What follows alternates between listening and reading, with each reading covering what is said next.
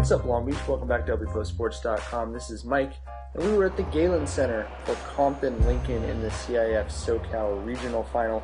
Couldn't be a more fitting place. This was where the best player in Compton history, DeMar DeRozan, went to school. This team says it's been trying to get out from under his shadow since he graduated 2 years ago. And what better time to prove it than here, playing to be named the best Division II team in all of Southern California. Of course, anything Compton wants to do, they're going to need big help from 24, 25, and 44. That's Cliff Sims, Alan Guay, and Anthony January.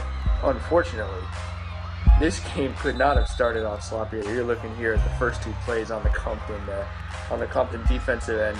Just a mucky, kind of a nervy, awkward start to the game. It's sort of like how Compton started the CIF championship game if they lost. So Cliff Sims says, I don't want any of that. Give me the ball. I'm going to try and make this happen. I want to get us out on a lead. And they did. They got out early. Cliff Sims got some scoring going. They ran the floor well. But this was kind of the story for Compton. 26 rebounds only turned into 14 second chance points. That's 7 buckets on 26 offensive rebounds.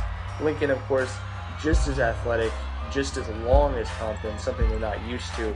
Alan Guay really having to stretch his arm out to avoid the blocks. Lincoln did have 10 blocks in the game.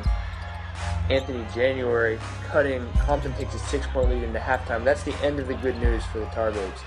Hornets come out on fire, defensively, offensively, everything. 16 points in the first 2 minutes, 57 seconds. They brought their dunking shoes, and you heard a rebound and run. This was the block and run, which they ran to full effect in the third quarter.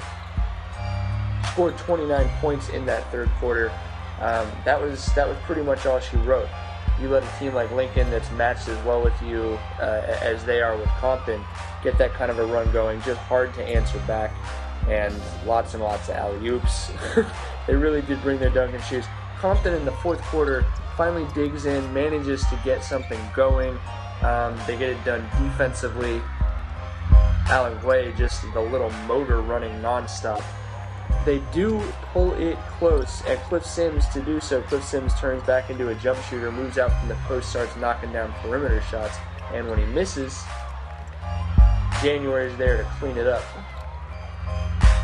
Here, this is really the last turning point. Compton's down just 5 at this point with 2 minutes.